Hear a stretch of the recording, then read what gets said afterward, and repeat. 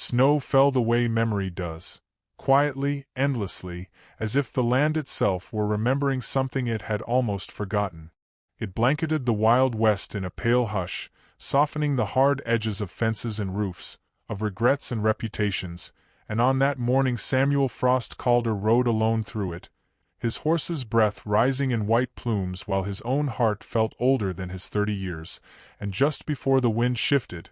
he saw her sleeping beside a half-buried wagon, curled like a question the world had not answered yet. She lay on the frozen ground as though the snow had chosen her, dark hair spread against the white, her breath shallow but stubborn, and Samuel slowed, knowing already that whatever choice he made next would follow him longer than the tracks behind his horse.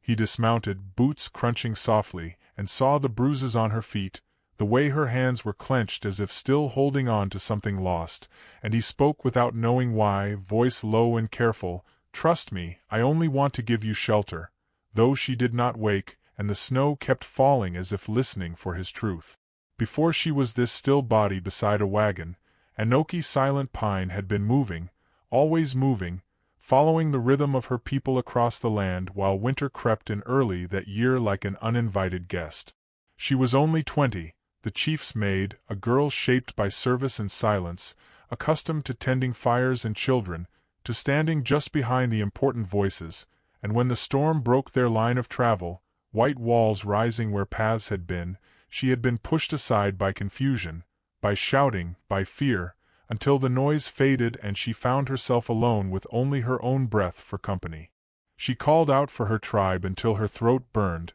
turning in every direction, snow filling her footprints as fast as she made them, and when no answer came, despair settled on her shoulders heavier than the drifts, asking how a person disappears without anyone noticing. She walked for what felt like forever, feet cracking and bleeding inside thin moccasins, hunger sharpening every sound, every shadow, and the world grew smaller with each step until it was only white ground and gray sky and the ache in her bones. When she found the deserted cabin, its door hanging crooked and the wagon tipped nearby, it felt less like rescue and more like permission to stop, and she sank to the ground, wrapping her arms around herself as the cold crept in. For the first time in her life, with no duties left to perform and no one calling her name, Anoki felt truly alone, and as sleep claimed her, she wondered if being forgotten might hurt less than hoping, while the snow closed its eyes around her. Samuel lifted her as gently as he could,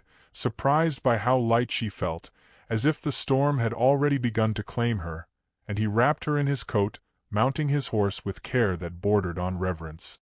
He knew the town would talk, knew the sheriff would frown, knew the old rules written by fear would press against him like the cold, but he also knew the weight of doing nothing, of riding past and letting the snow finish its work, and that weight felt unbearable. He turned toward his cabin instead of the town infirmary, choosing isolation over judgment, and rode through the storm as if carrying something fragile and dangerous, while the wind asked what kind of man he intended to be. His cabin was small but solid, tucked among pines that creaked under the snow, and he laid her near the fire, setting about his work with practiced hands and a cautious heart. He cleaned her wounds, wrapped her feet, warmed broth, and when she woke with a gasp, eyes wide and dark with fear, he stepped back immediately, hands open, giving her space as if space were a language she needed to hear. She demanded to know where she was, her voice sharp despite its weakness, and when he told her, she spoke of her tribe, of needing to return, of not trusting a man who found her alone, and he listened, nodding, promising softly that once she healed, he would take her back, even as something inside him tightened at the thought. Days passed measured by the fire's glow and the sound of snow against the walls, and Anoki watched Samuel with the alert stillness of a wounded animal, noting how he never touched her without asking, how he placed food within reach and then turned away, how his eyes held a sadness that did not demand explanation. She slept with her back to the wall, flinched at sudden movement, and spoke little, but she noticed everything,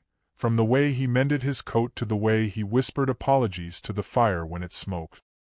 He learned her name and spoke it carefully, as if testing whether it belonged in his mouth, and she learned his, tasting the frost and warmth in it both, while the snow outside erased the world beyond the cabin. As her feet healed, so did something quieter between them, built from gestures instead of words. The way he set aside the best portion for her, the way she braided a strip of leather he'd been struggling with and left it on the table without comment. Storms trapped them inside, stretching time until it felt almost gentle, and in the long evenings, Samuel found himself imagining a future he refused to name, knowing she was not meant to stay, knowing his promise waited like a shadow at the edge of every tender moment. Enoki, too, felt the danger of comfort, the pull of a place where she was seen not as a role but as a person, and she wondered what it would cost to want something for herself, while the snow kept falling, patient and unopinionated. When she finally walked without pain, the day felt heavier than the rest, and Samuel told her the truth with a steadiness that cost him dearly. "You are healed," he said, eyes fixed on the fire. "I will take you back to your tribe." Enoki nodded, packing the small gifts he had given her. A blanket, boots, a carved horse, each item a quiet memory, and tears fell into the cloth without sound. The journey began under a pale sky, the horse moving slowly through drifts, and when they stopped to rest beneath a frozen tree, the silence pressed in, demanding to be answered. "Did you never feel anything for me?" she asked at last, voice trembling like a branch under snow, and Samuel closed his eyes, the truth rising despite his fear. He spoke of restraint, of not wanting to bind her with kindness, of a longing he believed he had no right to claim, and when she confessed that she had begun to like him too, that she wanted to be with him, the world seemed to pause.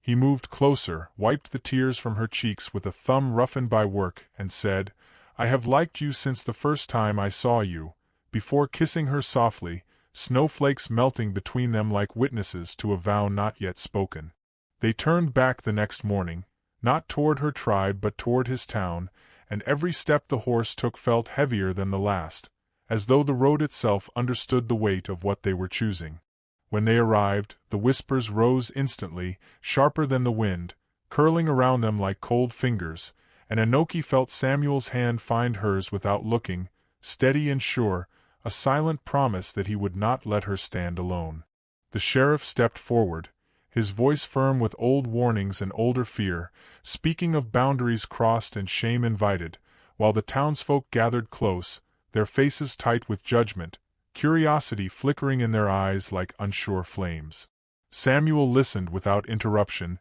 snow settling on his shoulders, his jaw set not in anger but in resolve, and when he finally spoke, his voice was calm in a way that startled even him, carrying across the frozen street with the quiet strength of truth long held back. "The heart should stay with the one it wants to," he said, turning slightly toward Enoki, his gaze softening as if the world beyond her no longer existed, "and mine has already chosen."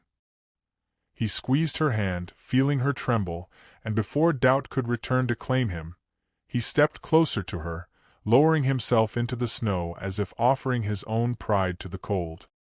He asked her to marry him then and there, beneath the falling snow that blurred the edges of every watching face. His words simple but filled with everything he had not known how to say before, and Enoki's breath caught as tears welled, fear and hope colliding in her chest. She nodded first, unable to speak, then whispered her yes, her voice breaking with emotion, pride and vulnerability shining together as Samuel rose to pull her into his arms. The crowd fell silent as he kissed her forehead, then her lips, slow and reverent, as if sealing a promise meant to outlast the winter itself, and for a moment no one knew what they were witnessing, defiance or devotion, only that something rare and unbreakable had just been born in the snow. They danced briefly, awkward and tender, snow dusting their hair, and though not all faces softened, something shifted, like ice beginning to crack. The marriage was held soon after, a proper ceremony despite its simplicity,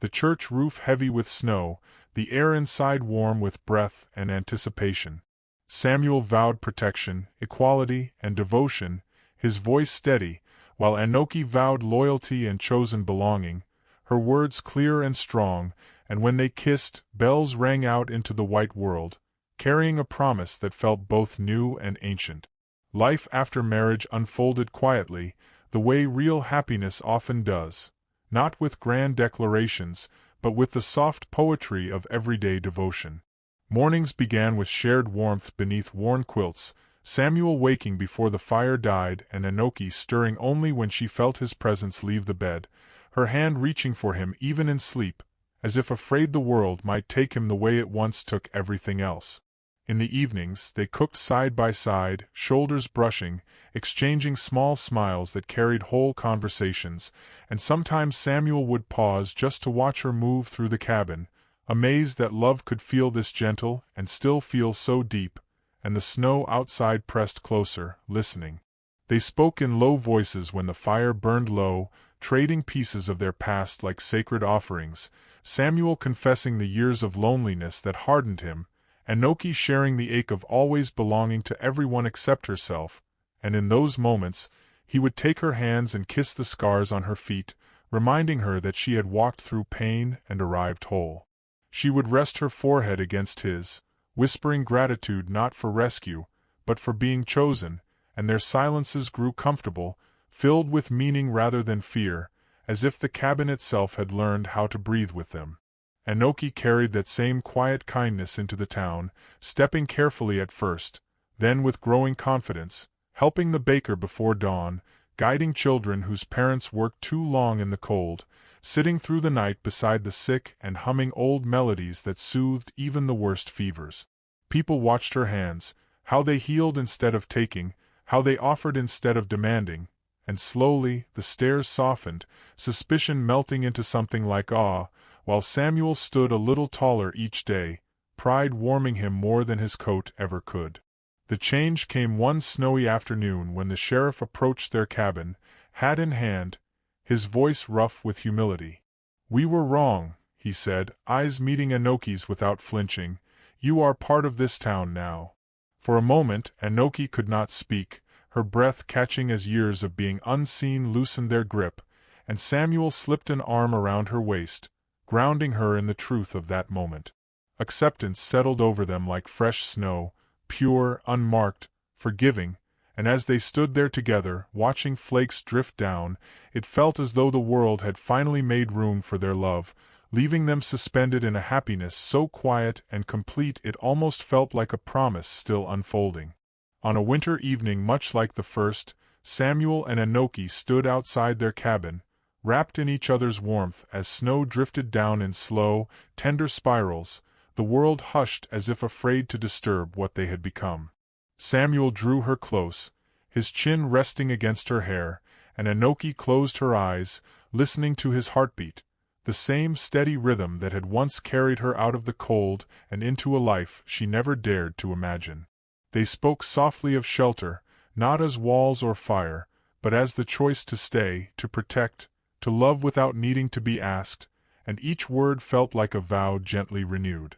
Her fingers laced with his, fitting perfectly, and she whispered that the snow no longer frightened her, because love had taught her where warmth truly lives. Samuel kissed her slowly, reverently, as though thanking the world for trusting him with her, and in that quiet moment their love felt endless. As the snow continued its faithful descent, it seemed to ask the viewer a tender question. Whom will you choose when no one is watching? And as they turned back toward the golden light of their home, hand in hand, the future waited not as uncertainty, but as a promise already fulfilled.